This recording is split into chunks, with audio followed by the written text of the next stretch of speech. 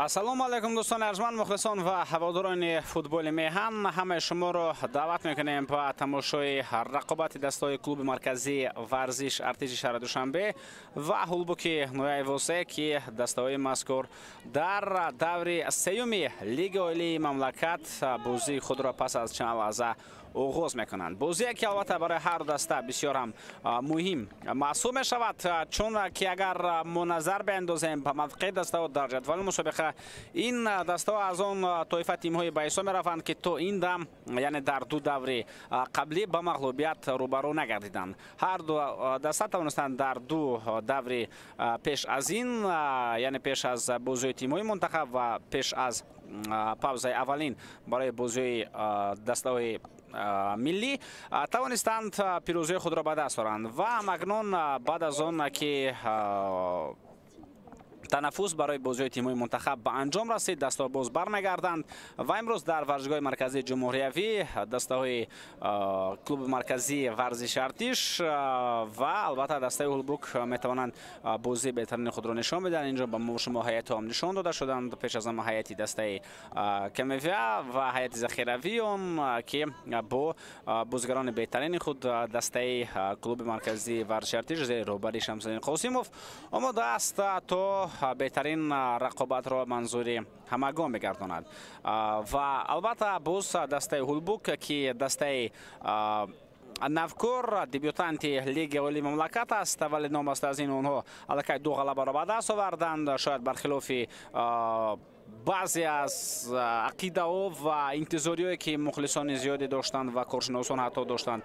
Аммо ҳулбук тавонист пирӯзии худро алорағми ҳамаи пешгӯиҳо ба даст орад ва айни замон дар қатори лидерон ин даста қарор дорад ва Ҷалолдин Маҷидов тавонист як дастаи хуберо ба майдони рақобатҳо орад ки метавонад бар муқобили дастаҳои номдор ва дастаҳои шинос беҳтарин бозиро нишон медиҳад.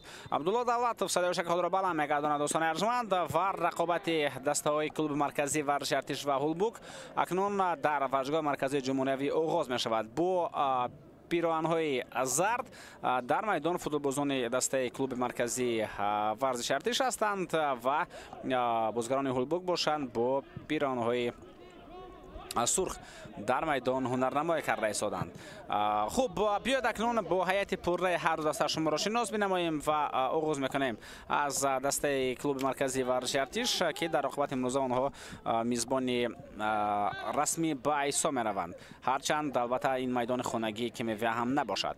Рақами 16 дарвозабон Ҳусниддини Маҳамадалӣ, рақами 10 дифоъгар Ҷерард Бакиндебилонг, рақами 4 Комрони Мирзохон, рақами 20 Комрон Иброҳимов, таҳти рақами 7 Ҷонибек Шарипов дар майдон ҳаст, рақами 21 Шаҳбоз Ҳабибов, рақами 9 Вайсиддин Сафаров, рақами 6 Шероз Шарипов, рақами 66 Муҳаммад Иқбол Давлатов, таҳти рақами 19 Лукас Кевин дар майдон аст ва рақами 11 бошад Муҳиддин Одилов, ҳунарнамои карда истодааст. Ин ду нафар бисёртар таваҷҷӯҳ хоҳанд дошт ба хати ҳамла. Ва саморабии дастаи клуби марказии варзиши артиш Шамсиддин Қосимов аст. Ба ӯ кӯмак мерасонанд Файз Давлатов, духтури даста Далер Холов аст ва ҳамчунин дар студио Наимҷон Қурбонов ҳам ҳаст. Акнун метавонем мо мутаваҷҷеҳ бигардем ба ҳайати асосии дастаи ҳулбук. Рақами 1 дарвозабон Гбеко Проспер, футболбозони дигар дар майдон рақами 15 Бамаягона Франклин, рақами 6 Вафо Хоманиши, таҳти рақами 18 Алишер Салимов аст, рақами 71 Алишо Худойқулов, рақами 62 Сафарали Каримов, рақами 10 Масрур Қиёмиддинов, 88 Ҷаъфар Исмоилов, 7 Муродов Ҷамшед, 55 Паҳлавон Баҳризода ва рақами 11 бошад Хайреддин Турахонов дар майдон аст. Самораби даста гуфтем Ҷалолдин Маҷидов, ба ӯ кӯмак мерасонад Шӯҳрат Раҳмонов, ҳамчунин дар студио Ҷурахон Мирзоев, хуб боз вориси Шерзод, хуб Наврӯз Давлатов ва Қурбоналӣ Насруддинзода ҳастанд.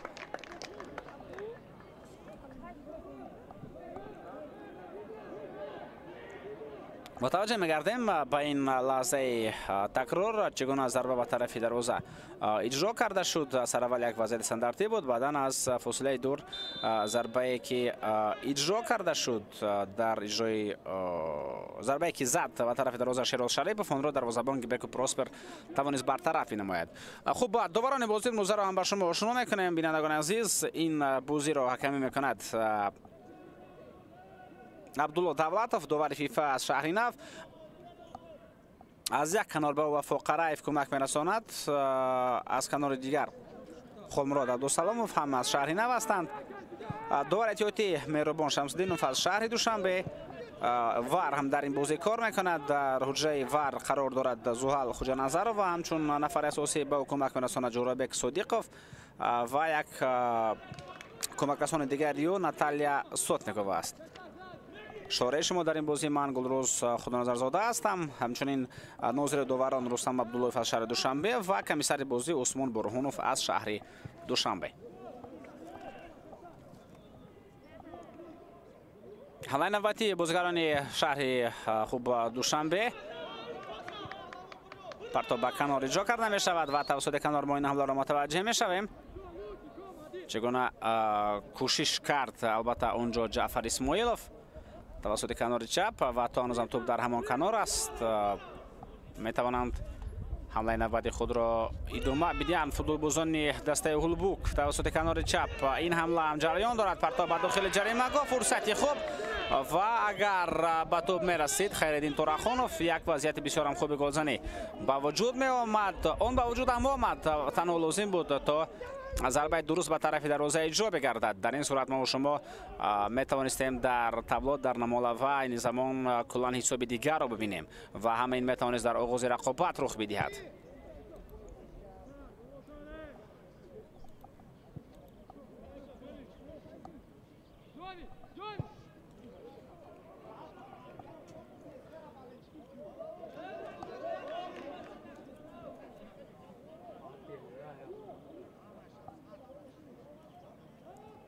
یکی از بازی اولین در دور مذکورانه در دور سیوم لیگ عالی مملکت از رقابت دستای کلوب مرکزی ورزش ارتش و هولبوک می باشد که بعد از این باز چندین رقابت دیگر در این دور برگزار خواهند شد، ولی بازی آغاز بخشنده در دور سوم از همین رقابت است. پس از تنفس برای تیم‌های منتخب فوتبال باشگاهی برمیگردد، از جمله لیگ عالی مملکت که در اینجا ما شما بازی جالب و دیدنی را متوجه می‌گردیم. یکی از چنین رقابت‌ها البته دیدار دسته‌های کلوب مرکزی ورزش ارتش و هولبوک می باشد. دو دسته که این زمان در قطار لیدران موقع گرفتند و اگر ما متوجه بگردیم این زمان دسته کلوب مرکزی ورزش ارتش بعد از دو بازی در حساب خود 6 امتیاز دارد، یعنی در هر دو بازی پیروزی را به دست آورد و دسته هولبوک هم به مثل خوب دسته کلوب مرکزی ورزش ارتش در دو بازی قبلی در هر دوشان پیروزی را به دست آورد و این دسته هم 6 خال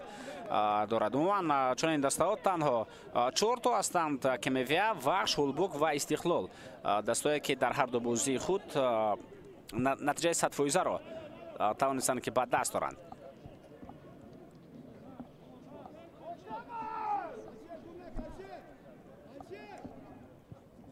در صدر جدول بعد از دو دور مز کلوب مرکزی ورزش ارتش قرار دارد، چون که از دیگران دیده گل بیشتر را به دروازه رقیبان مز همین تیم زده است. یعنی در نظر دارم 5 گل که در دو بازی قبلی شاگردان شمس‌الدین قاسمی توانستند به هدف برسانند و تنها یک گل را سر داد دسته شهر دوشنبه به دروازه خود. متوجه می‌گردیم با این هجوم که توسط کنار جریان داشت و اگر درست‌تر جعفر اسماعیلوف توسط کنار حرکت میکرد ما میتوانستیم یک لحظه خوفناک گلزنی را متوجه بگردیم. از حساب سر دادن گل ها این زمان یگانه دسته که یگان گل را به دروازه سر نداده است این دسته هولبوک نوع واسه می باشد دوستان عزیز، که در دو بازی قبلی این تیم در هر دو غلبه به دست آورد و در هر دو بازی به دروازه خود گل سر نداد. در مجموع این تیم توانست 3 گل را به دروازه رقیبان میزند.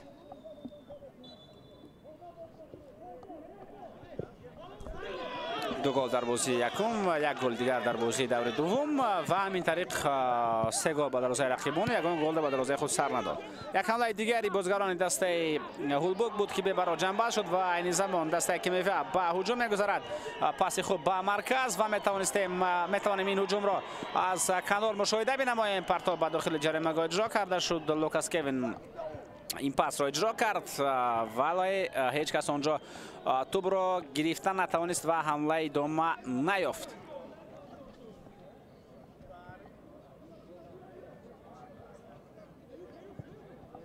پرتاب به کنار جانب شریپوف توسط همین کنار کوشش میکند و از بین دو نفر خیلی خوب توپ را گذران. لوکاس کوین ضربه به طرف دروازه ولی ضربه اجرا کرده بازیگر مذکور نادقیق میرود بالاتر از دروازه.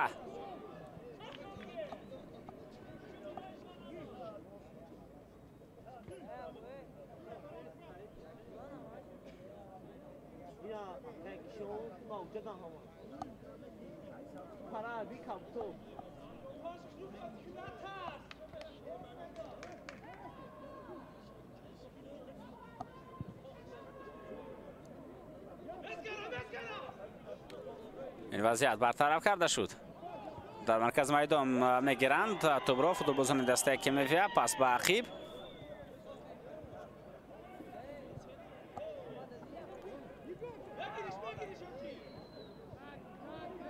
از پاس‌های کوتاه و میانه استفاده میکند دسته کمیویا.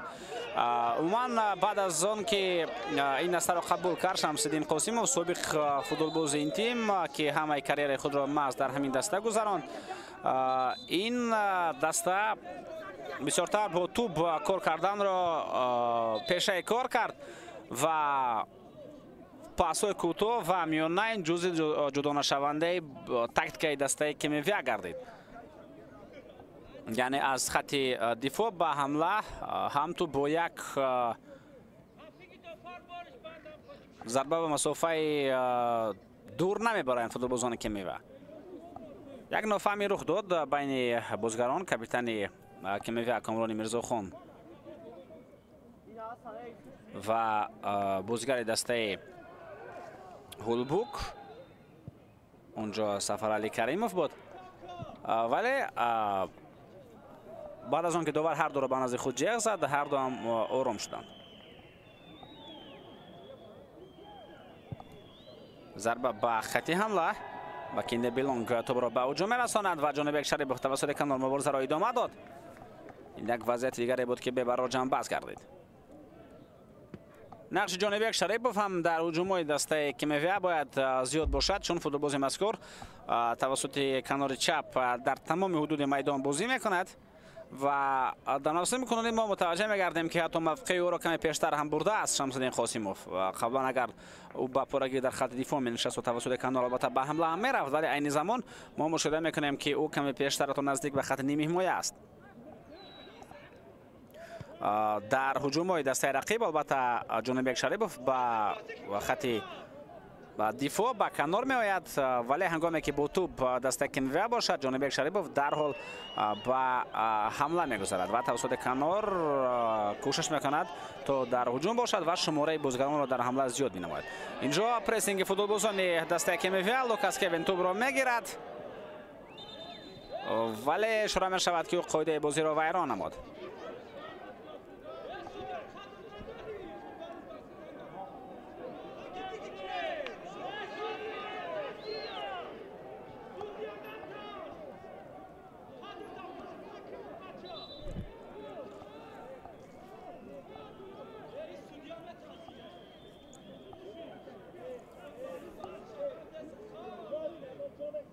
از نگاه تحلیل‌های کارشناسان و پیشگویی آنها در بازی امروزه دسته کلوب مرکزی ورزشی ارتش باید دسته اولی دسته پربها باشد و بسیاری هم بر همین عقیده هستند که اولین مغلوبیت در لیگ عالی مملکت برای دسته هولبوک در بازی با تیم کمیویا خواهد بود.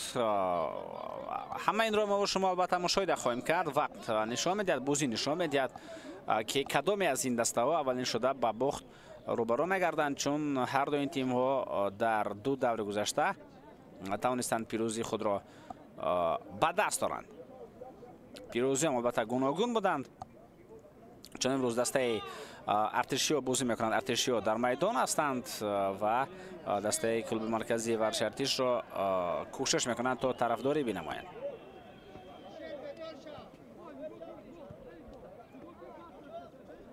محیدین عادلوف کمی اوسه برداشت، با کمک تعجیلی پزشکان او نیاز دارد. او را از میدان بیرون میکنند، به کمک میرسانند و پس از چند لحظه اگر دکتر اجازت بدهد پس محیدین عادلوف بر سیر رقابت برمیگردد. حمله نوبتی دسته هولبوک، پرتاب به کنار.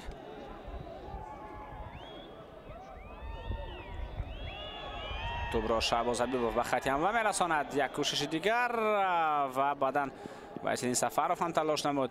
گبیکو پراسپر، پاسیو علیشیر سلیموف ارسال به مرکز میدان و در اینجا توپ را میگیرند فوتبالبازان دسته کمیویا. وایسیدین سفروف، پاسیو به کنار. توپ بازم با این فوتبالباز برمیگردد و اکنون توپ از میدان بیرون شده. وضعیت مذکور به برابر جمع بحث میگردد.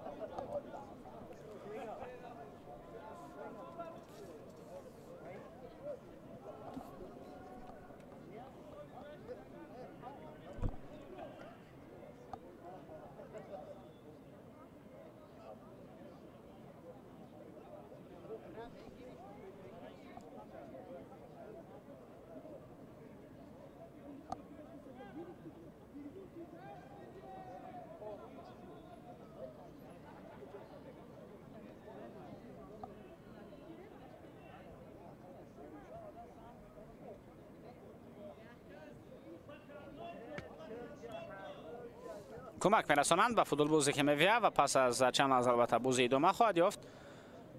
بعد از آن که دکتران معین میکنند تا کدام اندازه آسیب برداشته فوتبالبازی دسته شهر دوشنبه جدی است.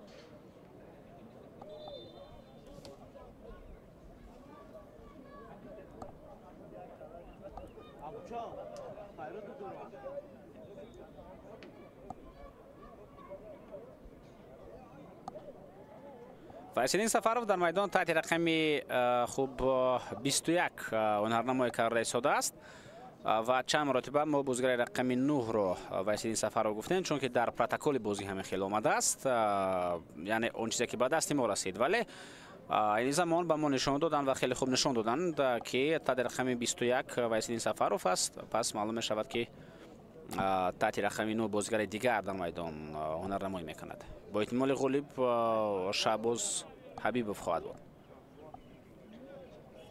متوجه میگردیم بار دیگر چگونه بر ضد محیدین عادلوف خودی بازی ویران کرده شد در مرکز میدان و فوتبالبازی مذکور حتی به کمک نفرانه علایده به کمک استادی دختران از میدان بیرون شدن نتوانست. محیدین یکی از فوتبالبازان مهم در خط حمله برای دسته کلوب مرکزی ورزش ارتش به حساب می رود.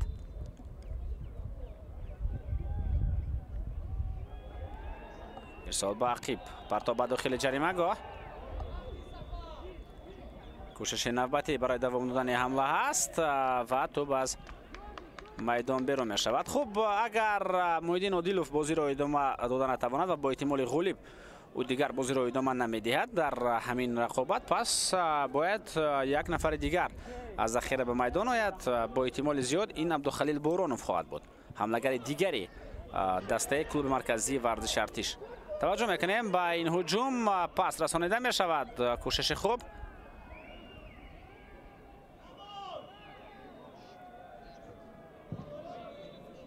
و این یک وضعیت دیگری بود که به براجم بحث گردید. بله، همین طور هم است. شمس‌الدین قاسموف، عبدالخلیل بورانوف به ما نشان داده شدند تفسیرهای آخرین به عبدالخلیل بورانوف و او پس از چند لحظه به میدان وارد خواهد شد.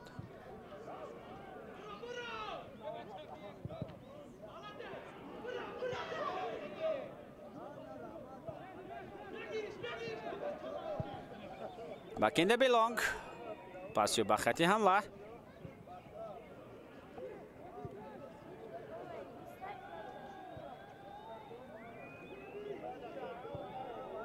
ارسال به داخل جریمه گرفتنده می شود. لوکاس کوین در افساید بود.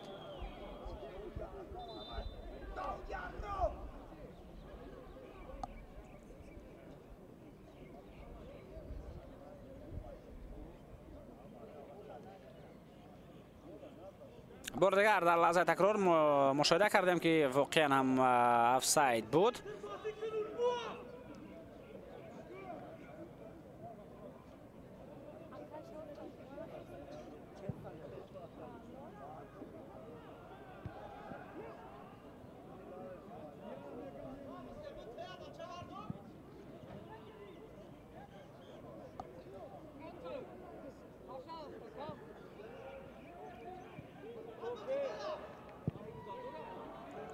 ارسال به خط حمله رسانیده می شود. عبدالخلیل بورونوف بعد از به میدان آمدن مبارزه را آغاز کرد، ولی اینجا توپ را میگیرن فوتبالبازان دسته هولبوک. ضربه به خط حمله. فوتبالبازان نویای واسه هم میتوانند البته از هجوم درستتر استفاده ببرند، چون این زمان نه دسته کیمیویا و نه دسته هولبوک لحظه‌های خوب گلزنی را با وجود نآوردند.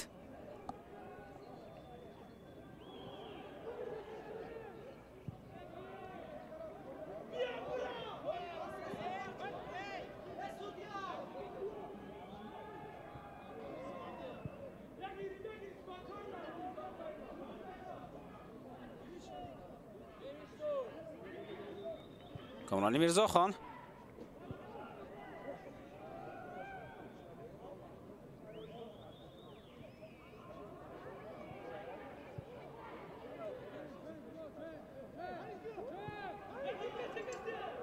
کامرانی میرزاخان در خط دفاع پاسیو به بکنده بیلانگ. ببینید که همون چیزی که گفتیم هنگامی که با توپ کیمیویا باشد جانبیک شریبوف در حال پیشتر می رود و سه نفر در خط دفاع میمونند: کامران ابراهیموف، جرارد بکنده بیلانگ و کامرانی میرزاخان. پاس نوبتی به خط حمله.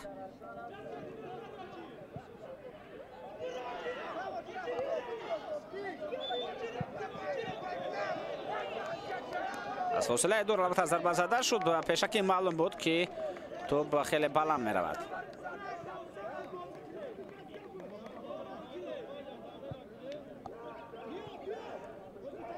کامرانی میرزاخان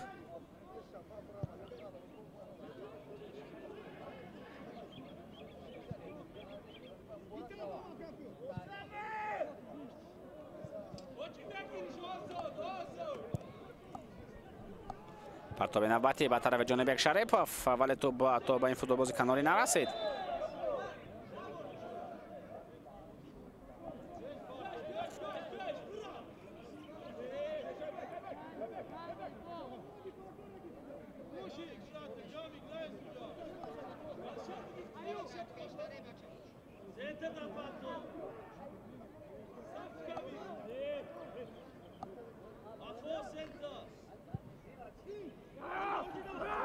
پرتاب نوبتی به خط هجوم.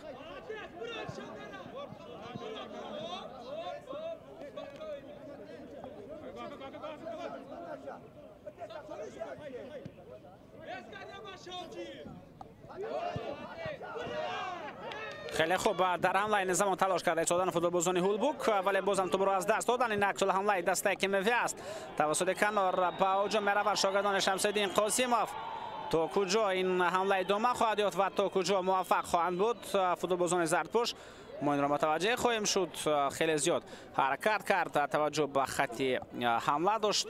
بازیگر این تیم خطا نکنم محمد اقبال دولتوف بود که توسط کنار راست کوشش کرد، ولی بعدا در نهایت توپ را از دست داد.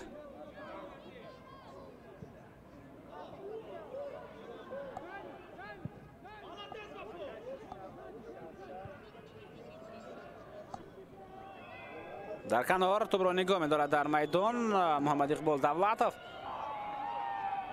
پس به عقیب.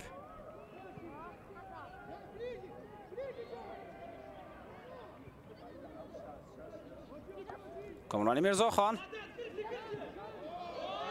لوکاس کوین مبارزه برد. عبدالخلیل بورونوف پاس به جانبیک شریپوف به کنار چپ. جانبیک ارسالی به عقیب. و اینجا خطا بود در پاس دادن و اسلین سفرов به خطا رو داد. پس این نوبتی به خط هجوم.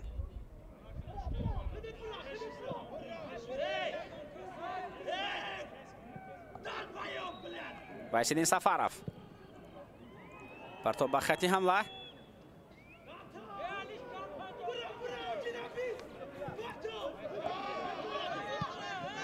امکانیت برای ضربه زنی وجود دارد در حمله است. دسته هولبوک تنها 2 نفر قرار داشتند در هجوم و کوشش کردند تا این حمله را به نقطه منطقی، یعنی تو به ضربه برسانند، ولی به مقصد خود نرسیدند و این زمان حمله جوابی دسته کمیویا آفساید بود است آنجا.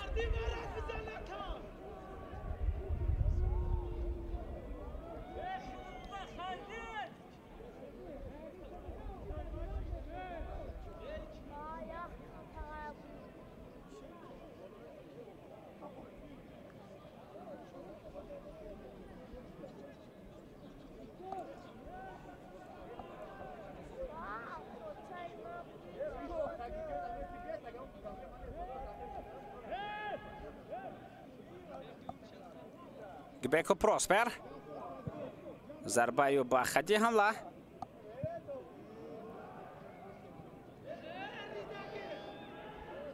در مرکز لوکاس کوین توپ را میگیرد. پاس به خط هجوم به طرف عبدالخلیل بورانوف و از جای خود بیرون برآمد گبکو پروسپر دروازه‌بان دسته هولبوک و توانست این وضعیت را برطرف کند. آسیب هم برداشته است اینجا بازیگر دسته هولبوک جمشید مرودوف.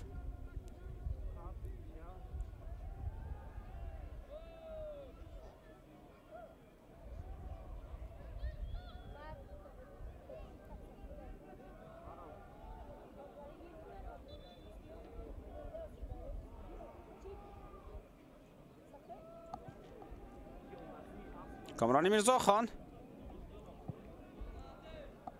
پس به خط هجوم.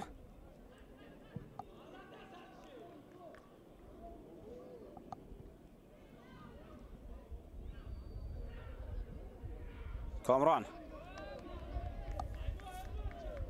مبارزه برد با او خیردین توراخانوف و اوت به نفع دسته کمیویا است.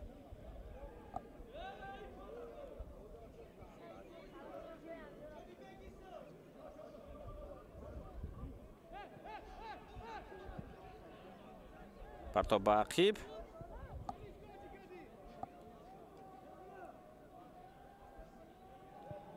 ضربه به خط حمله رسانیده می شود. کوشش نوبتی ضربه اجرا شد و می بینیم که این وضعیت برطرف گردید. گبکو پروسپر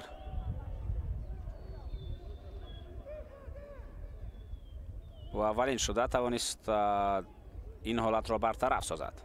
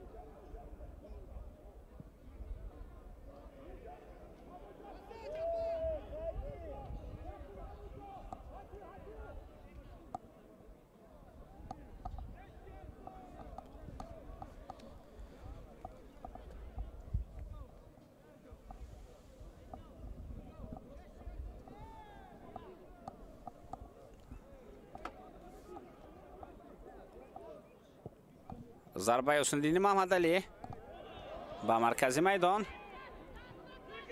پرتاب به عقیب رسانیده می شود.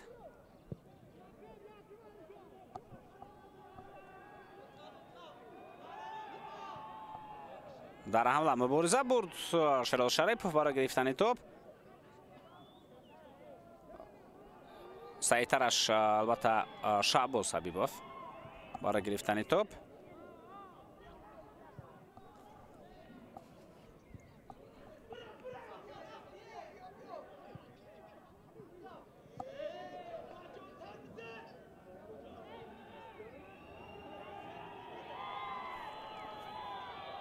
کوشش نوبتی پاس با عقیب وحیدالدین سفرов پرتاب به داخل جریمه‌گاه.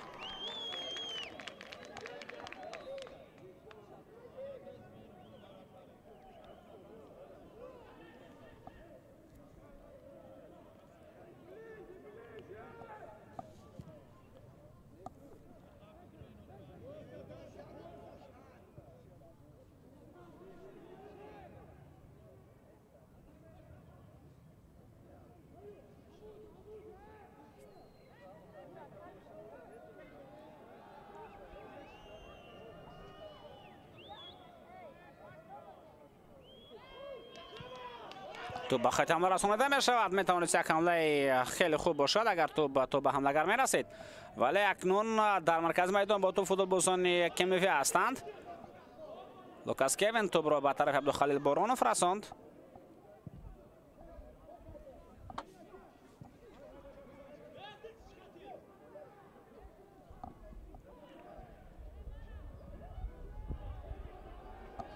هجوم نوبتی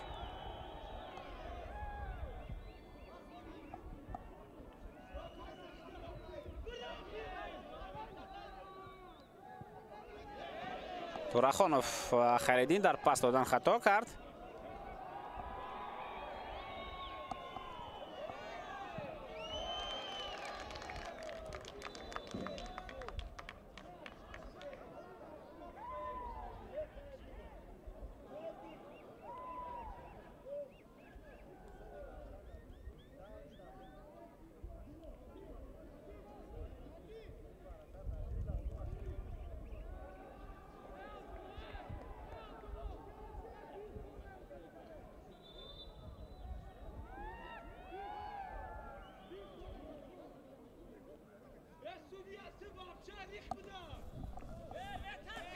Гбеку Проспер раз از دروازه‌اش توپ را به بازی وارد خواهد کرد.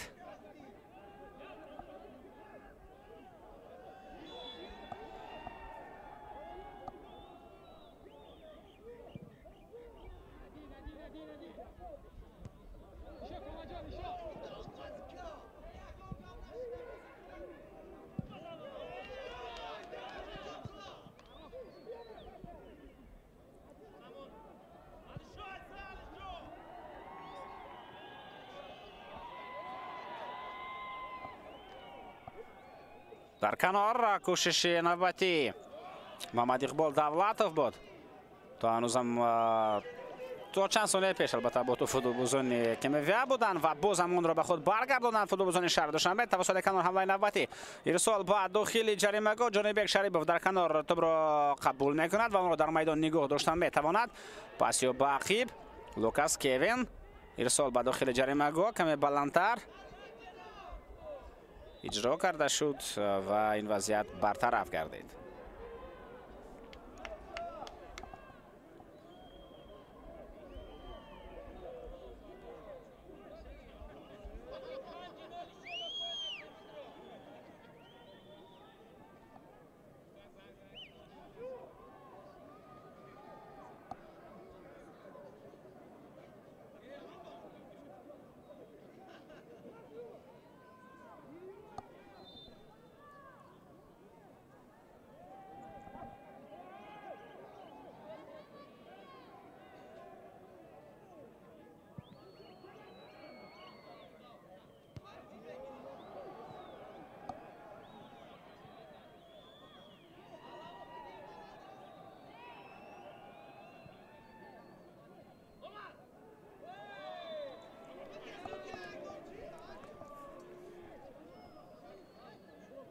کمتر از 15 دقیقه دیگر وقت اساسی باقی مانده است تا انجام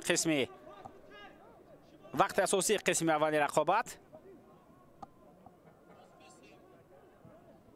پرتاب عقیب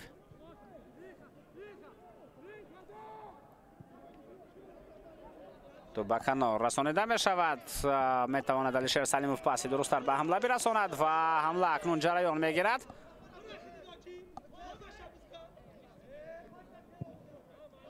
تو با کنار رسانیده شد. سفرعلی کریموف توانست پاسی دقیق با کنار به جعفر اسماعیلوف بدهد. به قاعده و نکنه توپ گرفته شد. میتونه حمله را ادامه داد. پاس نوبتی با کناری راست توپ رسید. بله اینجا توپ رسید با دستی فوتبالبازی دسته هولبوک. پهلوان بهریزاده.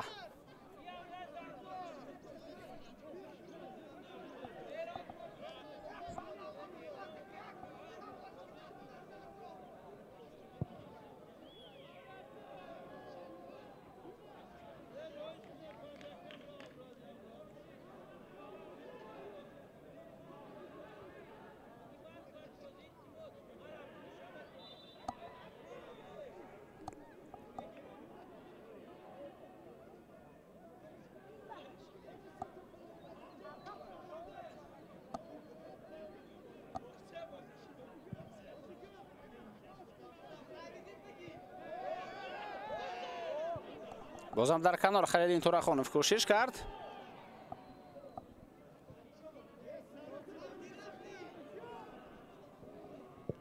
ضربه به خط حمله.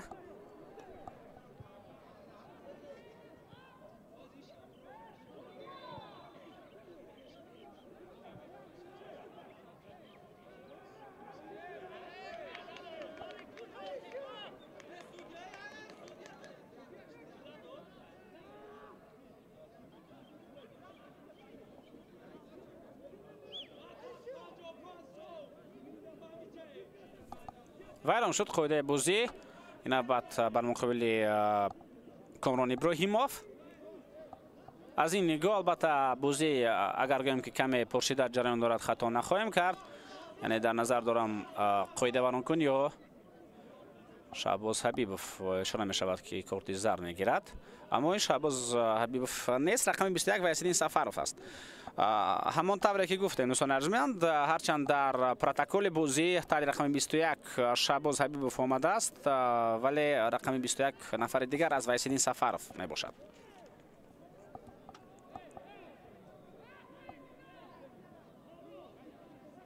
یعنی اونی که در نمولوام شهباز حبیبوف برآمد، این هم البته گناه کارگردان‌های ما نیست، چون که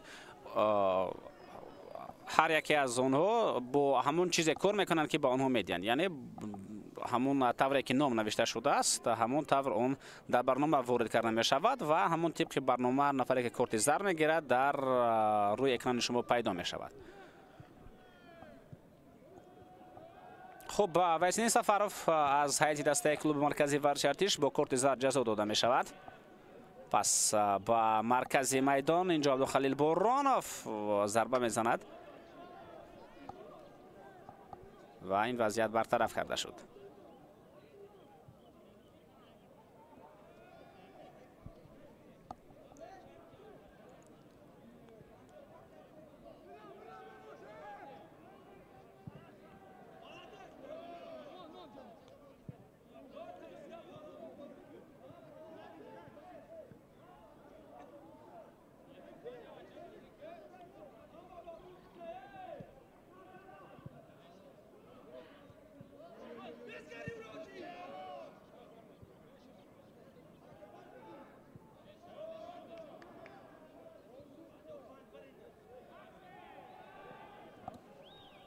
حمله نوبتی پس به کنار رسانیده می شود. جانب شریپوف در کنار مبارزه او و در برابری او البته فوتبالبازی هولبوک هم مبارزه خیلی خوب برد. پهلوان بهریزاده و این وضعیت برطرف گردید.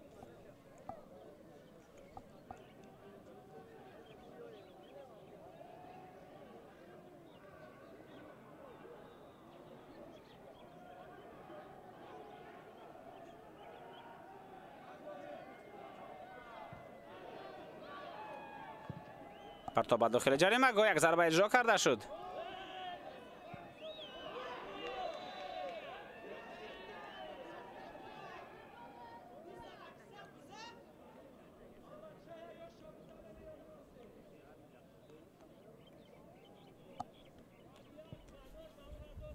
ویران شد قاعده بازی.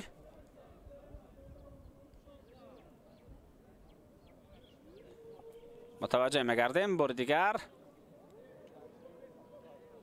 بله اینجا مشاهده میکنیم که بر مقابل سفرعلی کریموف قاعده ورانکنی بود.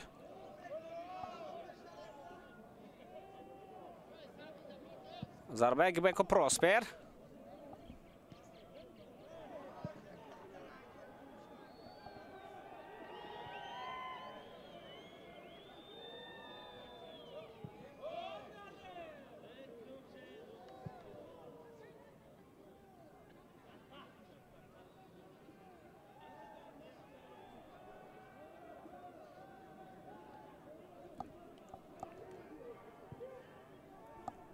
کامران میرزاخان قسم اول رقابت دقیقه 39 که جریان دارد. یک مرحله معین بازی بود که خیلی سرعت بلند داشتن هر دو دسته. 2-3 دقیقه بود ولی هر دو دسته سرعت خوب و سرعت بلند بازی را نشان دادند، در پاس دادن، در قبول کردن قرار، در همه کارها. بعد از آن رفت بازی باز کمی آرامتر شده. این زمان هجوم خیلی خوبه کمیویا، پرتاب جانب یک شریف به داخل جریمه گاه و با توپ اونجا نرسید. حملهگر دسته شهر دوشنبه، وگرنه ما شما میتوانستیم یک هجوم بسیار خوبی را متوجه باشیم. اینجا یگان حالت بازی نبود. پس خوبم به داخل جریمه گاه اگر رسانیده میشد پس وضعیت خیلی خوفناک گلزنی به وجود می آمد.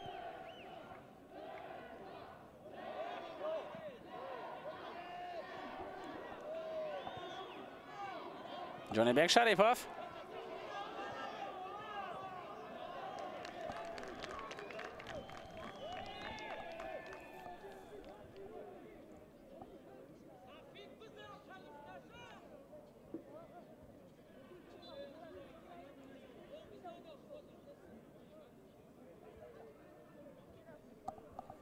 شریفوف توسط کنار مبارزه و پرتاب به داخل جریمه گاه. این وضعیت برطرف کرده می شود. توراخانوف از پرسینگ خیلی خوب برآمدن فوتبالبازان هولبوک و اکنون لازم است تا این حمله را تو اخیر برسانند، حداقل تا ضربه. ولی در خط دفاع شاگردان شمس‌الدین قاسموف به یگان مشکلی و به یگان خطا بازی کردند، از جمله کامران میرزاخان که توانست توپ را به دروازه‌بان و حسن الدین محمد علی بدهد. بعداً یک ضربه به خط حمله.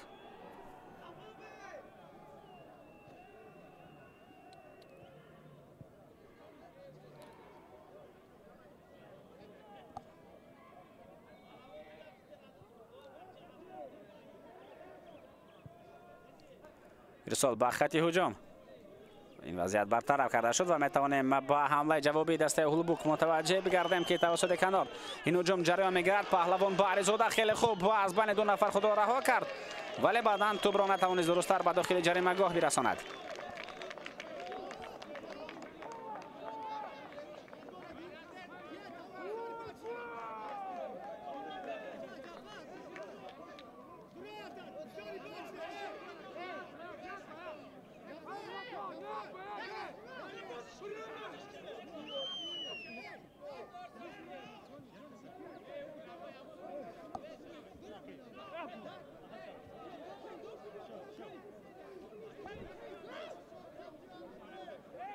سفرعلی کریموف در کنار میدان، ارسالی به داخل جریمه گاه، ضربه و این امکانیت خوب بود برای فوتبالبازان هولبوک.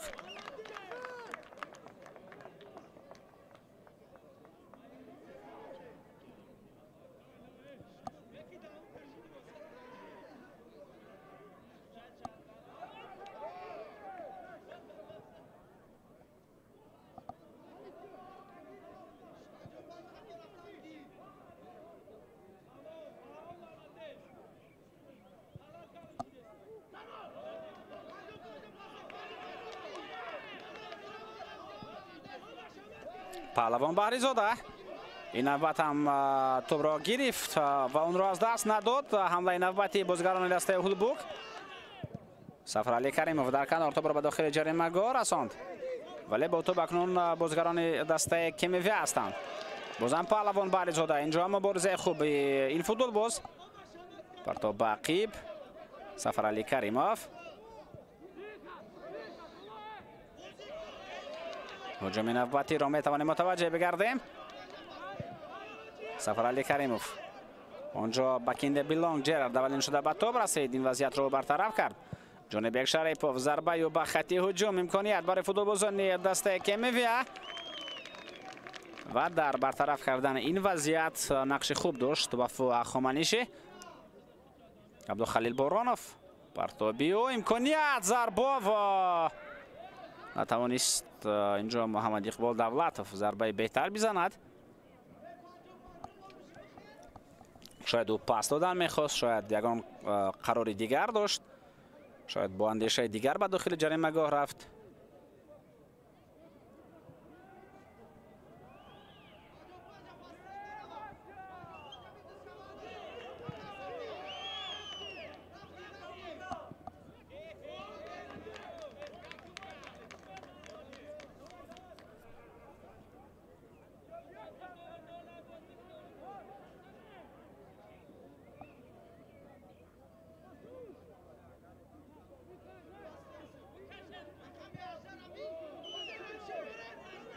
امکانیت برای ضربه زدن اینجا وجود دارد ولی ضربه نزد.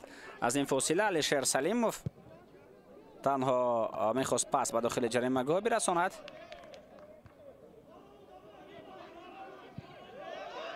پهلوان بهریزاده پاس به خط هجوم ولی اینجا جرارد بکینده بیلانگ به خطا بازی کرد.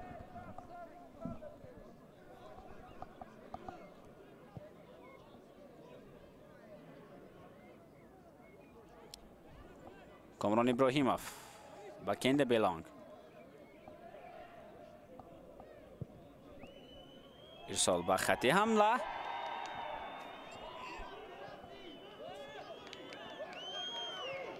هجوم نوبتی توسط کنار چپ جریان میگیرد. پاس به طرف تورخانوف خیرالدین ارسالی به داخل جریمه گاه. پهلوان بهریزاده ارسال اجرا کرده می شود و این هم به نتیجه. ولی ادامه حمله را میبینیم. موج دوم هجوم دسته هولبوک. پس به عقیب مسرور قیام‌الدینوف پس به کنار بازم تو به مسرور بر میگردد. ارسالی و به داخل جریمه گاه. پهلوان بهریزاده او در کنار تو را میگیرد. سفرعلی کریموف ارسال به داخل جریمه گاه. امکانیت ضربه و دروازه خالی بود. با کجا این ضربه اجرا کرده شد؟ بهترین امکانیت پیدا شد برای کشودن ایسا ولی جعفر اسماعیلوف دروازه بیش از 7 متره را مانده با بالا ضربه زد. میتوانیم ما بارگر متوجه بگردیم دروازه خالی است. یک ضربه راست لازم است و خلاص. کمی به سراسیمگی شد اینجا راه داد. جعفر اسماعیلوف اگر حتی توپ را قبول هم میکرد یعنی توپ را نگاه میداشت و بعدا ضربه میزد شاید در این صورت هم امکانیت گلزنی باز هم بهتر میشد. امکانیت است این زمان و ببینید که چگونه تو داخل جریمه گاه رقیب رفت و تلاش کرد شعباز حبیبوف ولی گبیکو پراسپر اولین شده توپ را گرفت. دقیقه های زم گردیده لکه جریان دارند. 2 دقیقه زم کرده شدند که 1 دقیقه لکه پسی سر شد. کامران ابراهیموف جرارد بکینده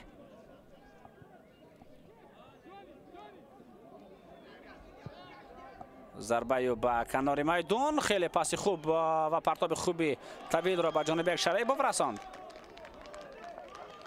داور اشاره میکند که قاعده بازی ورانه شده است.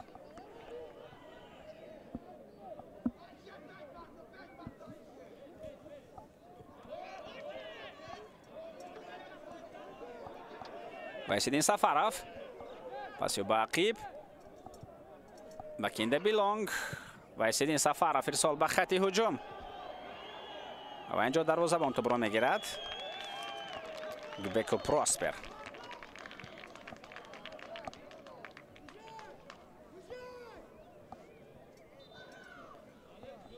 همین طریق دوستان ارجمند قسم اول رقابت دسته‌های کمیویا و هولبوک به انجام رسد. در نیمه اول دسته‌ها کوشش کردند ولی نتوانستند به زدن گل شرفیاب گردند. امکانیت‌های گلزنی بودند ولی نیمه اول به گل یعنی 0-0 جمع بست می شود. در نیمه دوم باز جالب‌تر خواهد شد. از نزد اکران‌های خود دور نروید.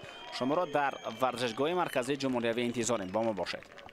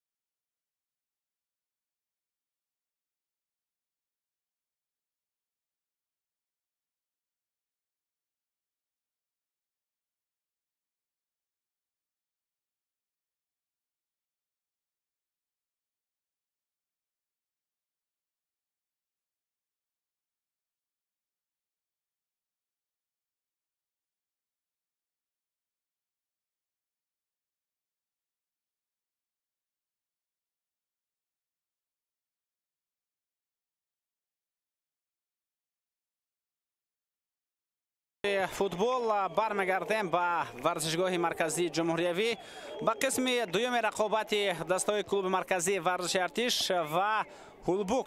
این بازی دور سیوم رقابت لیگ اولی مملکت است. بعد از انجام یافتن قسم اول دیدار حساب بازی کشوده نشده است، 0-0 است.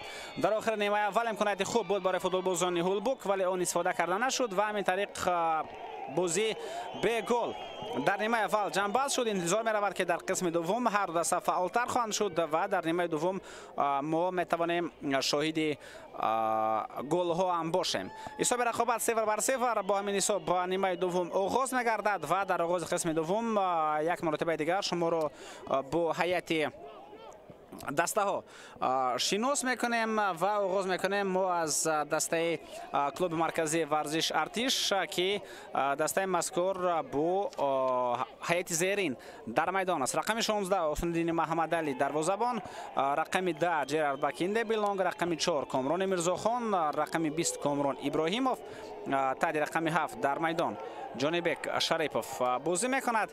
با این حمله متوجه میگردیم حمله دسته هولبوک توسط کنار پرتاب به داخل جریمه گاه، کوشش خوب و بر ضد دروازه‌بان قاعده بازی ویران شده است. رقم 9 شعباز حبیبوف، رقم 21 ویسیدین سفرف، رقم 6 شیروز شریپوف، رقم 66 محمد اقبال دولتوف، رقم 19 لوکاس کوین و رقم 11 محیدین اودیلوف. این هیئت اساسی دسته کلوب مرکزی ورزش ارتش بود. محیدین اودیلوف در نیمه اول کارت در نیمه اول اوسیب برداشت و با سبب اوسیب او بازی را ادامه داده نتوانست. با جای به میدان عبدالخلیل بورونوف آمد که این زمان عبدالخلیل تحت رقم 18 در میدان است و او بازی کرده ایستاده است در خط حمله همراه با لوکاس کوین. سرمربی دسته شمس‌الدین قاسموف است. خوب به خیرالدین تورخانوف هم کارت زرد نشان داده می شود بعد از آنکه او دغلانه در حمله قاعده بازی را بر ضد حسن‌الدین محمد علی دروازه‌بان دسته کمیویا ویران کرد. خوب گفتیم که سرمربی دسته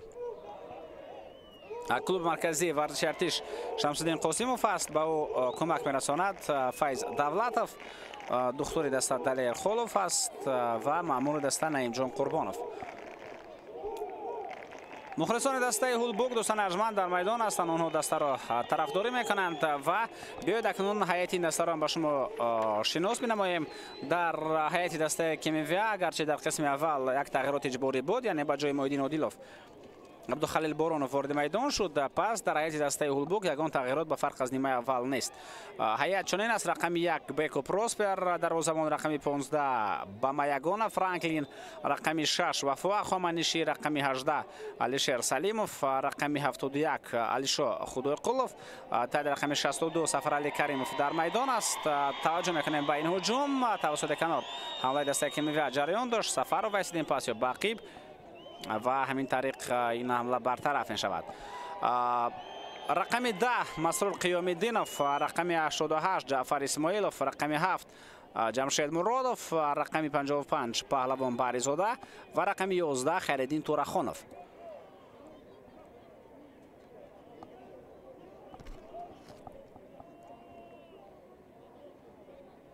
سرمربی دسته هولبوک ناحیه واسه جلالدین مجیدوف است و با او کمک می‌رساند شهرت رحمانوف، همچنین نوروز دولتوف که مربی دروازه‌بان است. غیر از این در استودیو بوس جورخان میرزایف، جمعخان سروجوف، وارث شیرزاد و قربان علی نصرالدین زاده قرار دارند. پس به کنار این حمله نوبتی دسته هولبوک است. پرتاب به داخل جریمه گاه رسانیده می شود. کوشش خوب، امکانیت حتی برای ضربه زنی هم پیدا می شود. پس به کنار و خیلی خوب تو برو میگذراند بازیگر هولبوک پرتاب به داخل جریمه گاه. این وضعیت برطرف کرده شد، یعنی تو از همگان گذشت، اما توسط کنار اونجا حتی توپ از میدان بیرون نشد. مسرور قیام‌الدینوف بسیار خوب گذشت و توانست رقیب را فریب بدهد. حمله نوبتی دسته هولبوک، ضربه به طرف دروازه اجرا می‌گردد، یک ضربه دیگر ولی این نوبت توپ به نتیجه از میدان بیرون می رود. بازی را کمی میکند عبدالله دولتوف با وفاق قرایف و خولمراد عبدالسلاموف کمک میرسانند. دوباره احتیاطی مهربان شمس‌الدینوف است. در روژه ور قرار دارد زوال خوجا نظرов و با جورابک صادقوف کمک میرساند. همچنین ناتالیا سوتنیکووا هم در روژه ور است. ناظر داوران رستم عبداللهیف است و کمیسر بازی عثمان برهانوف.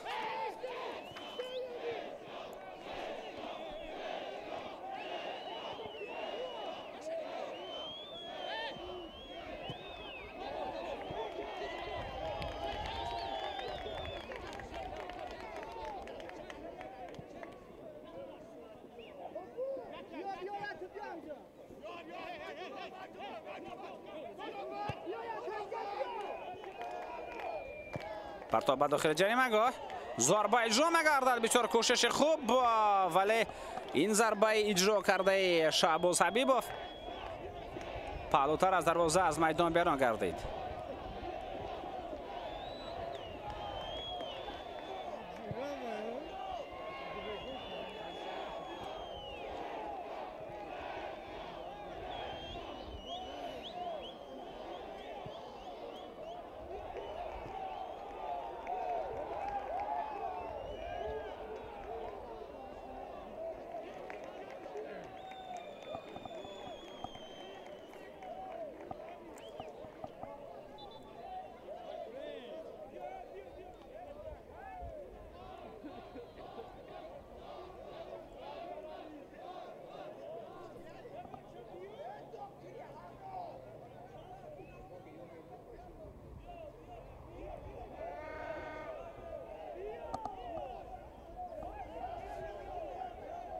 جعفر اسماعیلوف از اوت میتواند توپ را وارد بازی بگرداند ولی پیش از آن ما متوجه میگردیم به یک حالت دیگر که چگونه اینجا از پا افتید الشیر سلیموف. یعنی قاعده بازی اونجا شاید در مرکز میدان ویران هم شده باشد.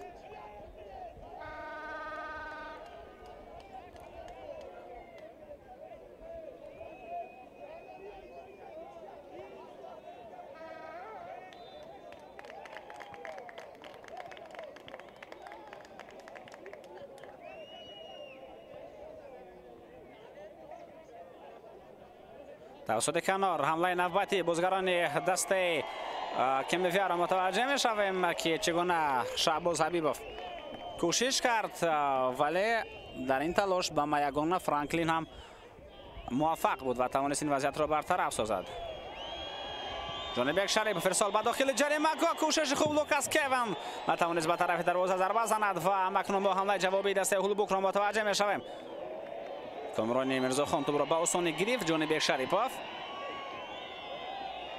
امکانیت نوبتی ضربه اجرا می شود خیلی بلند. این محمد اقبال دولتوف بود که ضربه زد.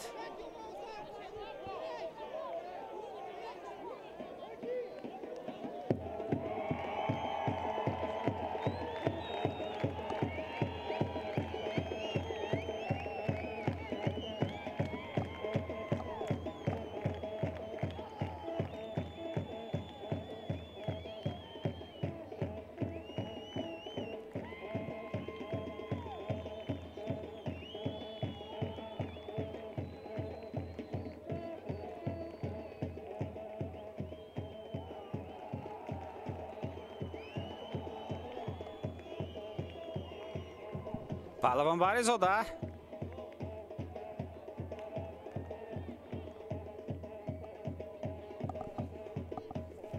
ضربه به مرکزی میدان. اینجا عبدالخلیل بارونوف مبارزه برد و اکنون مبارزه نوبتی ادامه خواهد یافت. شیراز شریپوف و از پا میافتد. قاعده بازی ویران کرده شد. ویسیدین سفرف ارسالی به کناری راست میدان درست و دقیق میگذرد. محمد اقبال دولتوف توپ را به داخل جریمه‌گاه میرساند. حمله جوابی دسته هولبوک. خیرالدین تورخانوف در بین سه نفر قرار داشت ولی توپ را نگاه داشتن توانست. بعدا توپ را برگردوندن به تورخانوف اما اینجا کامران ابراهیموف اولین شده به توپ رسید.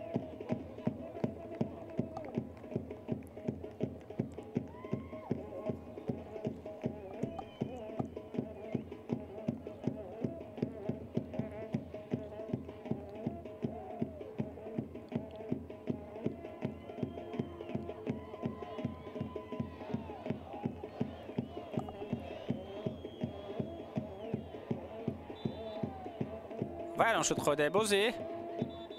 دوباره لکای صدای اشتکش را بلند کرد. بازیگر هولبورگ باید عموما به پیش نمی رفت و به توپ نمی رسید.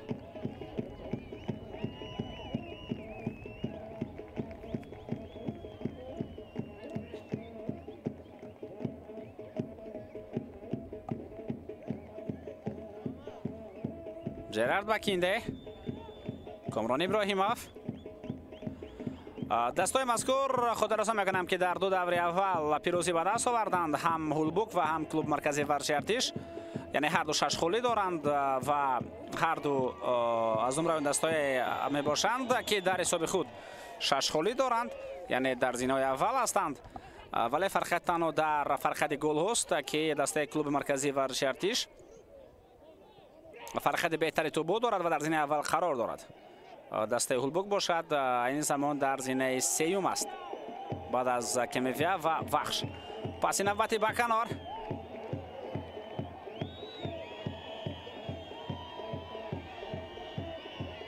پرتاب به کنار میدان. محمد اقبال دولتوف و حسین سفرов ارسالیو کمی بلندتر اجرا کرده می شود و گبکو پراسپر به خطا و به مشکلی این توپ را میگیرد.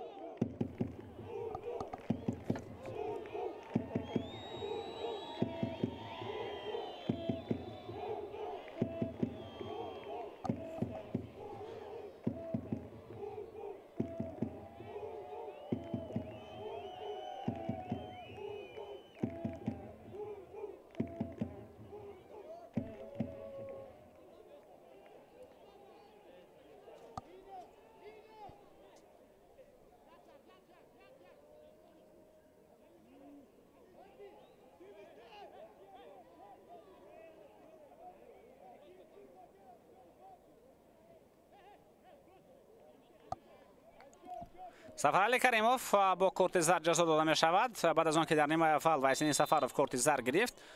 اکنون در قسم دوم سفرعلی کریموف از هیئت دسته هولبورگ با کورت زرد جزا داده می شود. ضربه به طرف دروازه و چگونه امکانیت خوب بود برای کامران میرزاخان، ولی ضربه اجرا کرده کاپیتان دسته کمیویا از پهلو دروازه از میدان بیرون شد و گبکو پراسپر هم کمی اوسه برداشته است.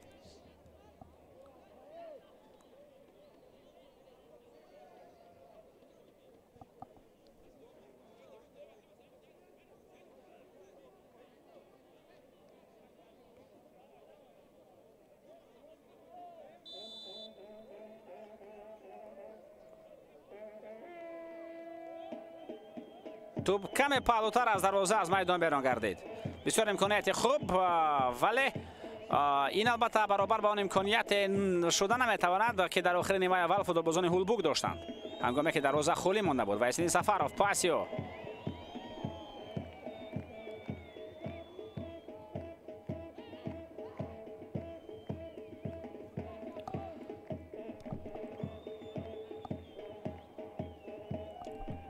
بکینده بیلانگ. کامران ابراهیموف پاسیو زمینی این پاس را اجرا کرد ولی توپ نگذشت. بازم خیلی خوب توپ را قبول میکند کامران. جرارد بکینده، وحسین سفرов، محمد اقبال دولتوف حرکت میکند به مرکز و پاس نادرست میرساند. توپ به داخل جریمه رسانیده می شود. امکانیت خوب است، نتوانست شهباز حبیبوف توپ را درست‌تر به داخل جریمه برساند. محمد اقبال دولتوف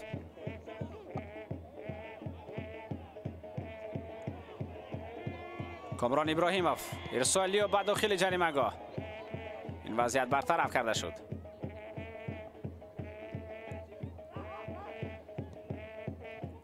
از پرسینگ اکنون باید خود را رها کنه فوتبالبازان هولبوک، ولی این کار را درست انجام دادن نمیتوانند با تو فوتبالبازان که می‌ویستند این زمان در داخل جریمه‌گاه.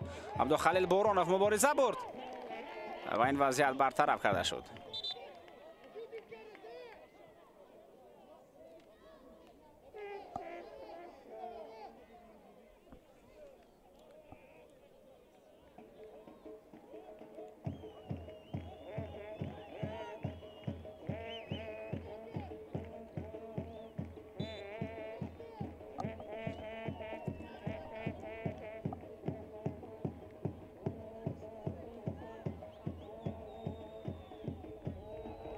حمله نوبتی دسته هولبوک، پس به داخل جریمه‌گاه رسانیده می شود. ضربه پهلوان بهریزاده این ضربه را اجرا کرد، ولی ضربه اجرا کرده این بازیگر بالاتر از دروازه از میدان بیرون می شود.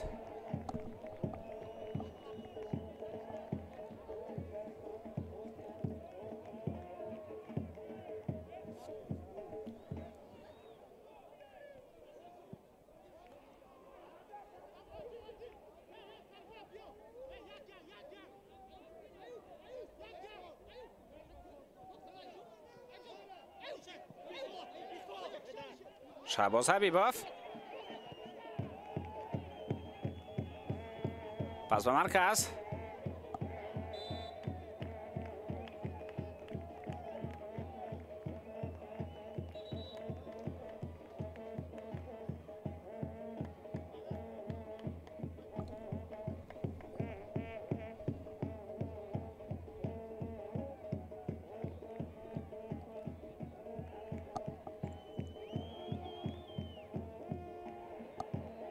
بکینده بیلانگ جرارد.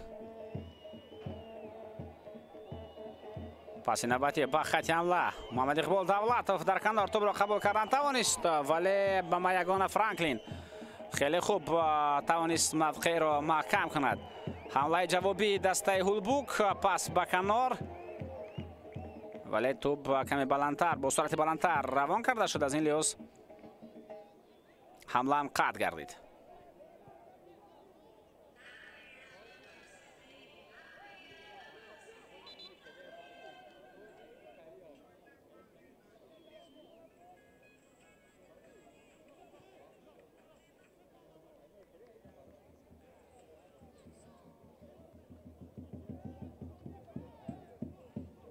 آسیب برداشت سفر علی کریموف.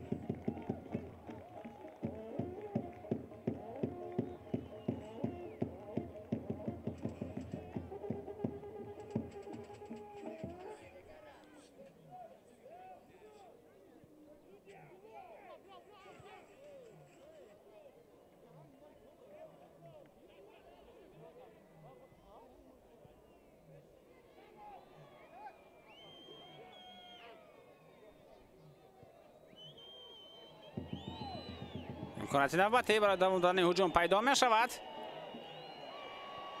پس این نوبتی باید هرچی زودتر ضربه زده شود. این ضربه بود، ولی ضربه نه به طرف دروازه بلکه ضربه که توپ را از دروازه دورتر ساخت. جانبک شریفوف در کنار مبارزه را ادامه می دهد.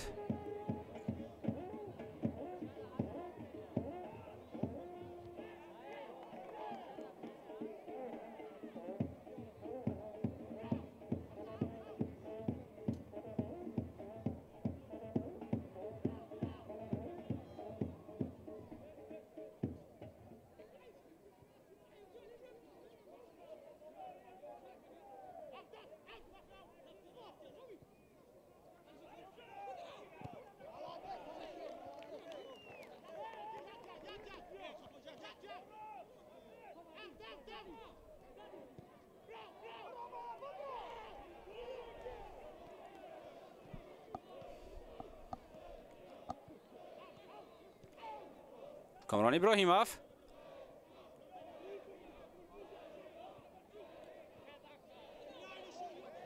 шаҳбоз ҳабибов наздик ба ҷаримагоҳ мешавад. партоби ӯ тавассути замин иҷро шуд, вале Гбеку Проспер дар мавқеи худ устувор буд ва тавонист ин вазъиятро бартараф созад.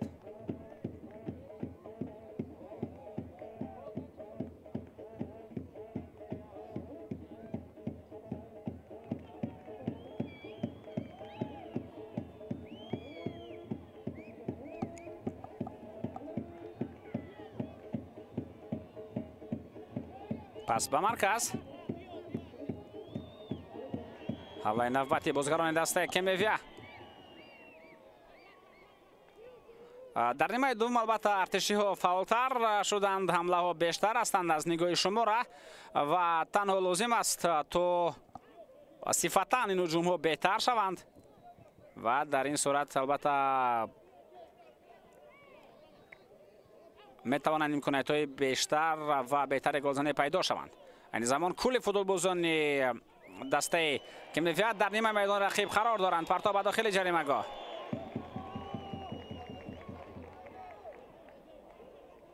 ҷонибек Шарипов тӯбро қабул кард, вале паси дурустаро ба дохили ҷаримагоҳ нарасонд. онҷо Ахоманиши дифогари дастаи Ҳулбук аввалин шуда ин вазъиятро бартараф кард. акнун таваҷҷӯҳ мекунем ба ҳамлаи ҷавобии дастаи Ҳулбук. Сафарали Каримов, пасиё ба канор, то бақӣ баргардонида мешавад. Масрур Қиёмиддинов, зарба ба хати ҳуҷум ва инҷо Комрони Мирзохон аввалин шуда ба то мерасад. ин вазъиятро ӯ бартараф кард.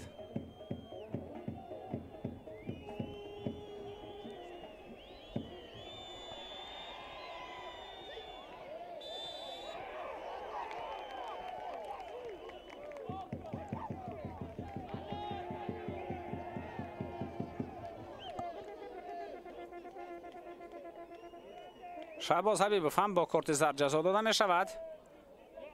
ин бозигарам ко қоидаи бозиро вайрон кард.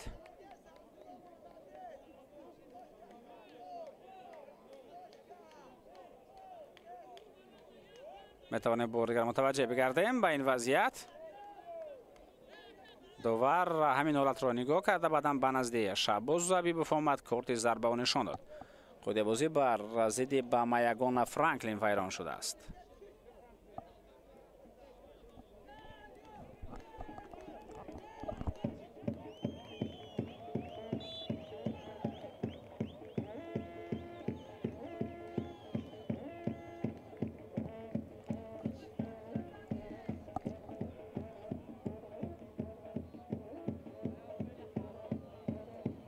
ҳуҷуми навбатӣ Ҷонибек Шарипов.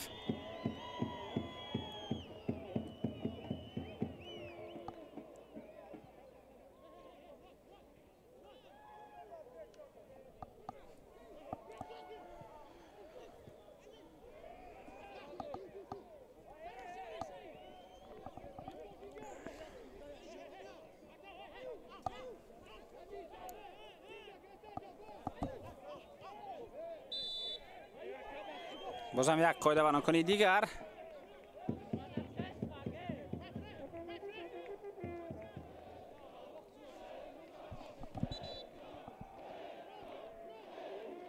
акнун тағйироту ва аввалин шуда мо дар ҳайати дастаи Ҳулбук ин тағйиротро мебинем. албатта дар ҳайати Кемевия ҳам тағйирот буд, вале он тағйирот иҷборӣ буд дар қисми аввали рақобат. ба майдон Зарҳалшо Акрамов як бозигар ворид мешавад, аз майдон гирифта шуд Сафарали Каримов. ин як тағйирот ва боз рақами 27 ба майдон меояд, бозигари таҷрибадор Бахтиёр Чӯриев.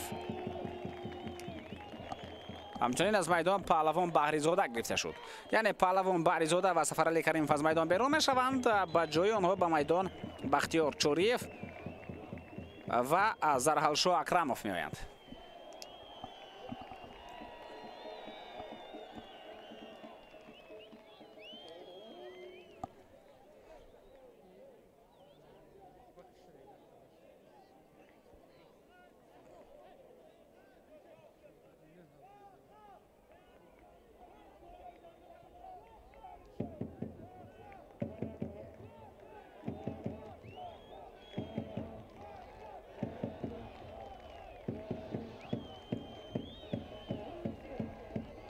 هجوم نوبتی وحسین سفرف محمد اقبال دولتov خیلی خوب یک نفر را فریب داد.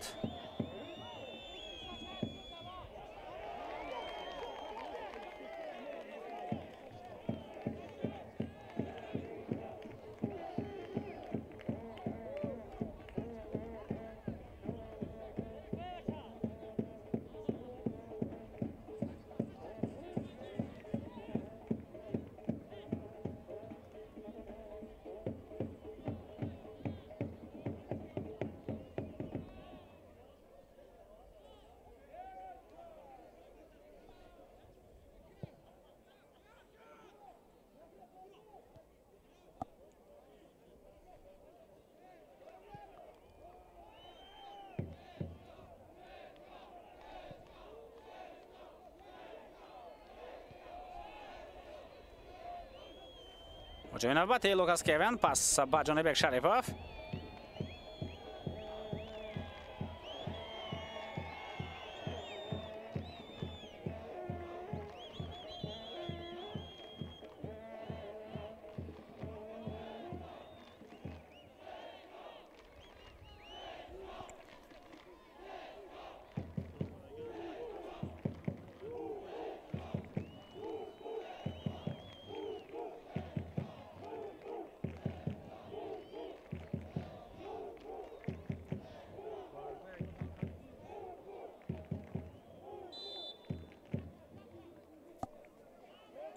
عبدالخالق بورانوف از میدان گرفته شد و به جای بازیگر تحت رقم 33 ایننگوی فرانسوا به میدان میاد. دوستان عزیز، عبدالخالق بورانوف در نیمه اول به میدان آمد و در قسم دوم شمس‌الدین قاسمی فرو از میدان میگیرد در دقیقه 73 و اکنون امکانیت به بازیگر دیگر به ایننگوی فرانسوا داده می شود.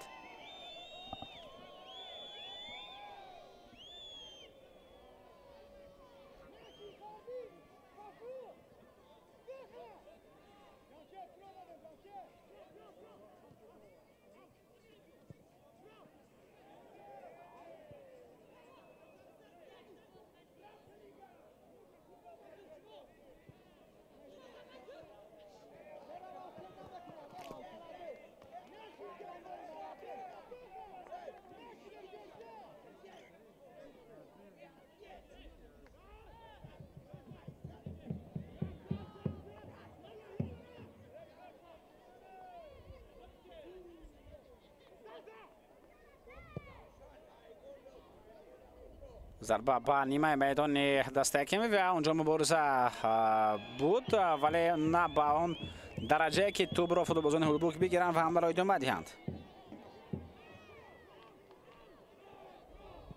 پس به عقیب کامران ابراهیموف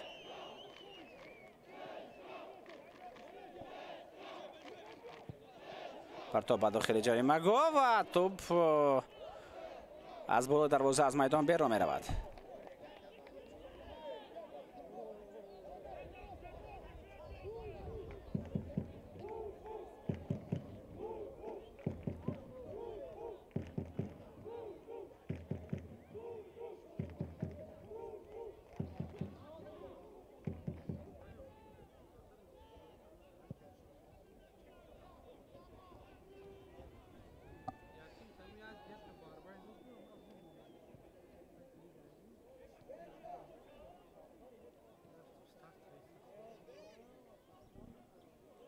کامران ابراهیموف و وحیدالدین سفرف